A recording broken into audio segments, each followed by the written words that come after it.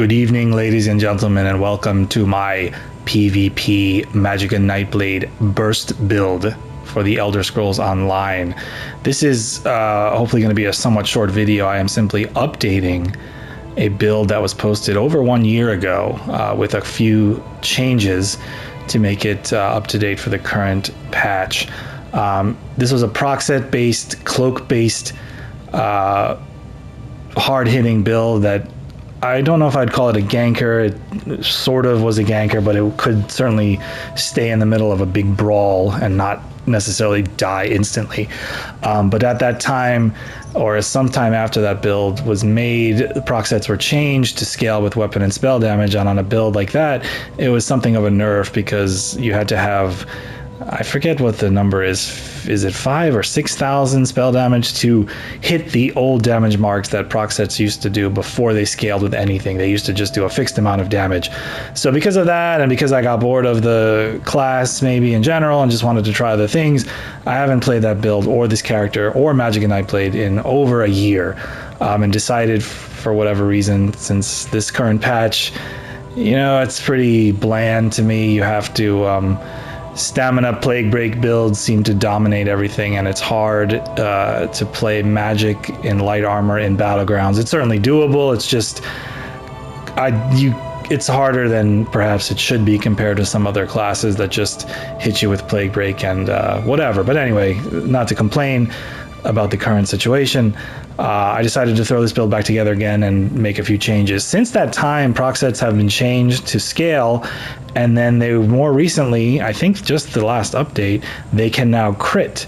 So even though crit has been heavily nerfed both in terms of crit chance and critical damage, has a cap now, which is not too relevant in PvP, but crit has been nerfed significantly.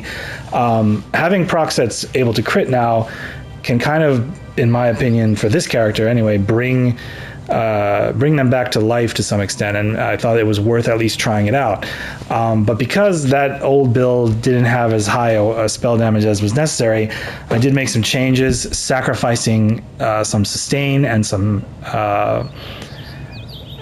defense in favor of damage. So this build is more focused on damage than that other one was, because I needed to do some changes to make those proc sets hit harder than they would otherwise. They still, I don't think, hit quite as hard as they used to, but they certainly hit hard enough to kill people.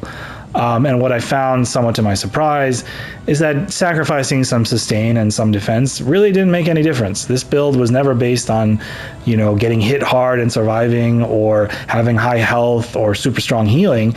It survives via stealth and speed, and giving up some sustain and some health and defense didn't change that. So the build, I think, is just as survival as it always was, with now some added damage. And as far as sustain goes, it doesn't really matter. It has some sustain tools that you'll see that it had before that are just as good as they were, and having the ability to kill people very quickly. You don't need to sustain because the enemy's dead. You don't need to be able to have high health or to heal super efficiently if you can kill your opponent in 2 hits. You know, between 1 and 3 or 4 hits, if the enemy's dead, you don't need any more magic to kill them because they're dead. So it works out quite well. So let's just get into, I'm going to go very quickly. I will link in the description the old video from 1+ years ago, where I go into the skills and the sets in great detail, explaining the combinations and everything I do. Everything is basically the same except for some small changes that I'll go over now. So I don't see the need to repost all of that. Please just refer to it. The play style is essentially identical. This build is primarily right now for battlegrounds. I have not yet taken into Cyrodiil. I will do so perhaps today, but in battlegrounds, certainly I did quite well. Played many matches today, and I don't know if it's stronger or perhaps just as strong as it ever was. But getting into it, let me just review what we're running, and I'll point out the changes. Basically, all points into magic. Bewitched Sugar Skulls is the same, and I used to use tripods, or primarily Alliance spell draw. It's any kind of spell power pot. The build does not have major prophecy or major sorcery, so this potion provides that. Either use crafted ones or this, or even the Gold Coast spellcaster potions provide the same. I think they're all identical, so use whatever you have. You can buy those other ones with gold, craft them yourself, or these you can buy with alliance points. So if you're PvPing anyway, they're not that expensive. And then occasionally you might want to have a tripod handy. You can use any potion you want, it doesn't really matter. You'll still kill things without this potion, but if you want, it provides sustain primarily, and then a little bit of boost to your damage. One thing that is different is the apprentice. So we used to use the mage for more max magic, but because the proc sets we're using now scale with spell damage, which at the time they did not, I felt it was more important to boost spell damage as high as possible, which again is why we use those potions. And this is perhaps the mage is just not needed, and this provides a little bit of a boost to your overall spell damage. We're not a vampire. I was running stage 1, or you could run stage 2 to increase your spell damage even further when you come out of cloak, but you will take a sustain hit. Stage 3 you could do with undeath. I have not tried that. I don't like how vampire looks, and as on a high elf with lowish recovery, I don't want to have to worry about that. And you don't need that extra. I think it's either 200 or 300 additional spell damage. It's not a huge amount, and you don't need it. And as far as the undeath passive, I think the sustain hit would be pretty massive, and you don't need the tankiness. You're not a tank. Your health is low. You're going to get hit. You're going to get hit by things. I mean, if you're going to get hit by things, you're going to die. The point of this build is to avoid damage and not to tank it out. So having the undeath passive is not, I don't think, worth it or needed at all. So mortal, we go mortal. What else? Well, you look at the stats here, kind of lowish health for this kind of patch. The spell damage is about 4,000. It will go up with the buffs we use and our Merciless Resolve skill. And then, we're not tanky. We don't have a ton of health. We don't have a ton of recovery. We just hit people hard with proc sets. That's it. As far as gear, we're still running 5-piece Calurians on the front bar. I would probably change this to shock damage or something else. Poison is not bad though. It can proc the Sundered status effect, which is Minor Breach on rare occasion, I would say, and provides a dot. I just haven't changed it because this was from my Stamblade. So use whatever enchant you want. I would definitely go Sharpened and a Maul for extra penetration. I guess one thing to point out, look at our penetration. It's very nice. And then we do have a skill that will give us Major Breach on occasion if we want. So that's our base penetration. And we're also running monster set that will increase it. Basically, it can go up significantly, but even at base, it's quite nice. And to point out, so the set is the same. Calurians, which provides critical chance, weapon and spell damage, and then the proc, which is here. We need to crit to make it proc, but when you are cloaked, we'll get into the skills. When you are cloaked, you are guaranteed to crit, so this is guaranteed to go off every 10 seconds as long as you're in stealth. The change we made was to go from a staff to a maul. Not only does it look boss, but it provides a couple things. Number one, we can use a maul, which gives us more penetration that a staff does not. Let's just go over this right here. So, where is it? A maul. We get an additional 3,300 penetration that we would not get with a staff. Okay, that's number one. Number two, a two-handed weapon in and of itself provides a slightly higher spell damage than, I'll show you right here. You could use this and we get 3675 spell damage. You see that there.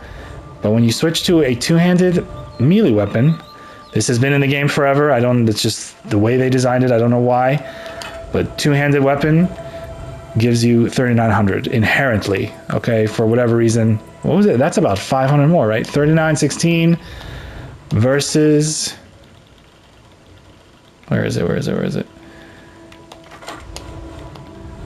okay, about just 250 or so increased spell damage. Okay, so you get that, and then you get the penetration from the two-handed passive. Penetration from using a maul. Okay, you don't get that with the staff either. You get 8% damage increase for single target attacks if you use a flame staff. So you could do that if you want. I think this is better. We're using a melee spammable anyway. We have to be close to hit them with one of our sets. It's always been a melee based build. There are some range skills, but I think just makes sense. It flows very smoothly. It goes with the build. It increases your damage. And again, you need that. We want that spell damage to be as high as possible, so our proc sets hit as hard as possible. I believe they still scale with penetration, and the change from a year ago is that they also scale with spell damage. So using a maul provides a significant boost to damage, both in terms of spell damage and penetration. You also get, you get these other passives. We don't really use any stamina abilities. This is nice though. You can heavy attack into your ultimate or any attack you wish. And then you get the battle rush. You get nice stamina. So these are nice passives, and I just like it. It's like I've always wanted to be a two-handed Magicka character. You always could. This is not new, but I never really had a build that I liked where I could actually do it. So anyway, that's what we're doing. That's the change. You lose out on the range. Oh, I guess I should mention the other thing. Your light attacks with a physical weapon, I believe, can also proc the Sundered status effect because it's physical damage. That may not be true from just I'm not sure about that, but the poison glyph certainly can. And then the other thing is, light attacks with a physical weapon now scale with your magic and your spell damage, whereas in the past they didn't. It scales with whatever is higher. So you're losing less. It used to be that a staff was better for that reason, perhaps. Now that reason doesn't exist anymore. They changed that some time ago, several patches ago, where your light attacks with a sword or a maul will hit and scale based on your magic if your magic is higher. So that's another advantage. So you lose the range, basically, the light weaving at range, which you can still do with our back bar weapon. So again, 5-piece Calurian. On the back bar, we use a Maelstrom restoration staff. So this provides the light weaving. You can still hit things at range. You can heavy attack. We use the weapon and spell damage here, powered for more healing on the back bar. And if you look at your resto passives, it does provide you with, you can get major mending after a heavy attack, heal your allies, more healing. And this is nice. If, you can heavy attack on their back bar if you need a boost to your magic. And then these are just sort of whatever, but major mending. It is nice to have a range option on the back bar. And this is, again, not a change from the prior build. This was always a resto staff. We use the Maelstrom resto. So when we use rapid regeneration, and we can get an occasional increase in our sustain by getting magic return. So Calurian on the front bar again. The second 5-piece set, well, here's the monster set. Balorg, this was a change. I used to use Pirate Skeleton for defense because I felt I needed a little bit more tankiness. I don't. This provides just pure damage, additional weapon and spell damage. Our ultimate is very cheap, so this goes off a lot, and this is what I was saying before. Our penetration and our spell damage do go even higher based off how much ultimate you spend. So you'll find when you play this build, you don't always need to use your ultimate to kill someone. You can often kill them with between 1 and 3 to 4 hits, depending on how tanky they are, and save your ultimate, build it up so that when you proc your Balorg, you get a greater bonus because it goes by not the cost of the ultimate, but the ultimate that you spend. So if you save your ultimate up to 500 if you can, and when you find a really tanky person, use your ultimate to kill them, and then you'll get the Balorg proc that'll be even greater. So I really like this change. Pirate Skeleton, I haven't even tried it this patch. I just put on Balorg because like I said before, we're going all damage as much as possible. The Balorg is perhaps the highest damage monster set you could pick, and it's been working quite well. And then the second 5-piece set is Flame Blossom. Again, not a change. We were using this last time. This provides magic, spell damage, and penetration, which is nice. And then this is just another proc any type of damage will proc this. It is sort of an AoE. It's a straight line. It's a little bit slow, but the idea is you hit somebody from stealth with light attack to proc Calorian, with a critical to proc this as well, and then you surprise it. I'm sorry. What is the magic one called? I forgot. Concealed weapon. This will stun them, and then they'll be vulnerable to the 2 procs because they have to break free and roll or whatever, and both procs will hit them and destroy them, ideally. And you can finish them off with an execute or your ultimate or whatever you need to do, or go back into cloak and run away if it's not successful. You know, choose your targets. Don't try to kill someone with 50,000 health because it may not work out too well for you. But so Flame Blossom, set number 2. And then that's pretty much it. Kind of simple. We're doing 5-1-1, 5 light, 1 heavy piece, 1 medium. As far as the traits, you know, it's not set in stone. I'm running 2 impenetrable because that's what I had. I believe I am. Yeah, 1. I guess I'm not. 1 impenetrable. This infused is probably not the best thing here. You could change this to whatever you want. I'm only running 1 impenetrable. I think I was running 2 impenetrable on the original build. So divines, 2, 3, 4 divines. Probably 2 impenetrable would be good, and 1 well fitted. That's what I would recommend. Change this infused if you can.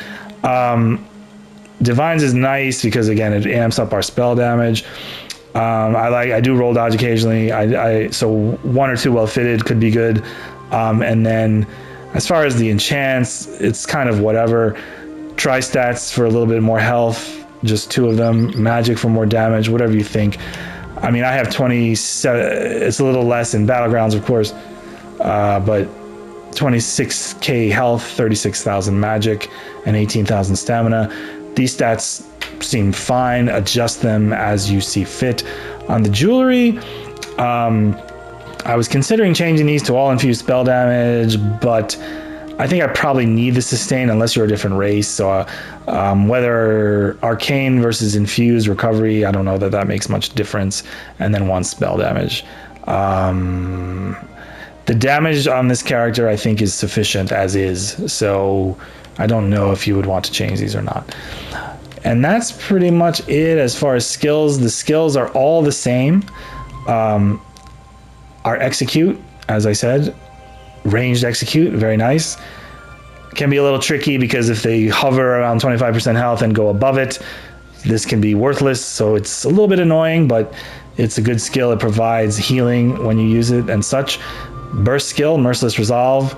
Again, use this to finish people off. I usually don't initiate with this because we're going from stealth. You don't want to light attack 5 times and reveal yourself, but if it's ready, certainly you can use it from stealth for massive damage.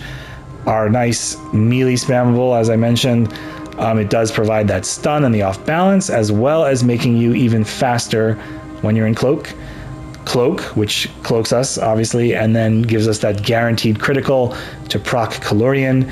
And then elemental weapon, we buff up with this right before we initiate our attack combo to provide even greater burst.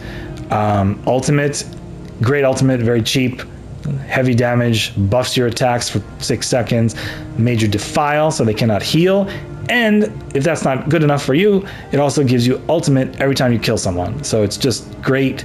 It's up all the time on this character. Nightblades get 20 ultimate when they drink a potion, so that's also convenient.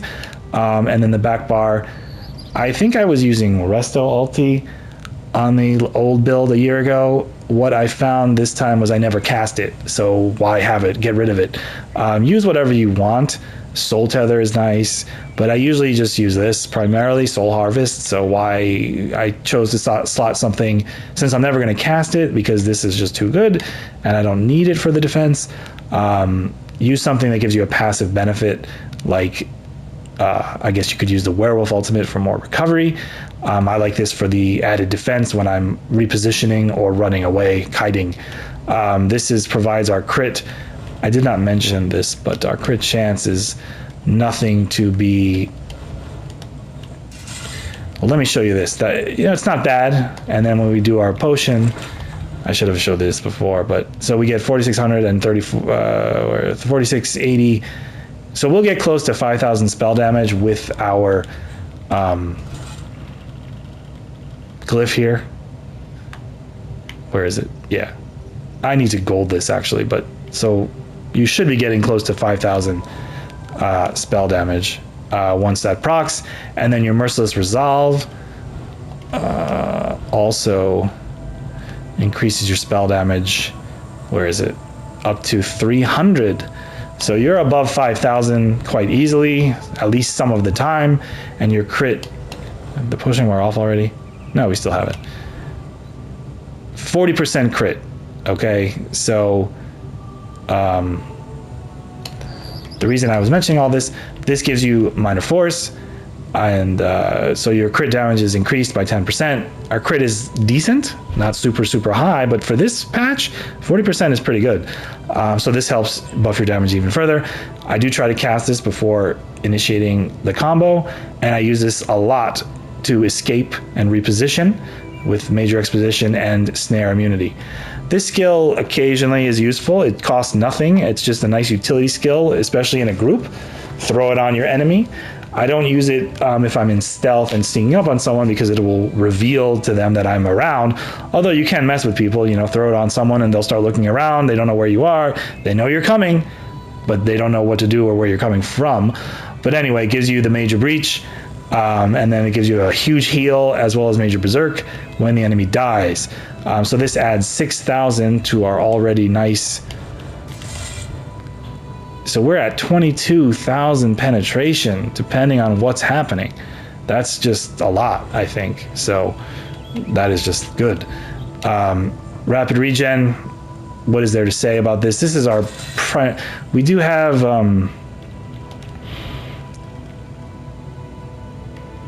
Where is it? Where is it? Where is it? This heals us, okay? If you're within melee range, which we usually are, sometimes. So you get a heal from this. I thought there was a passive that healed you from that. Maybe I'm mistaking it for the other morph. I don't see it. Maybe I'm crazy. Sorry.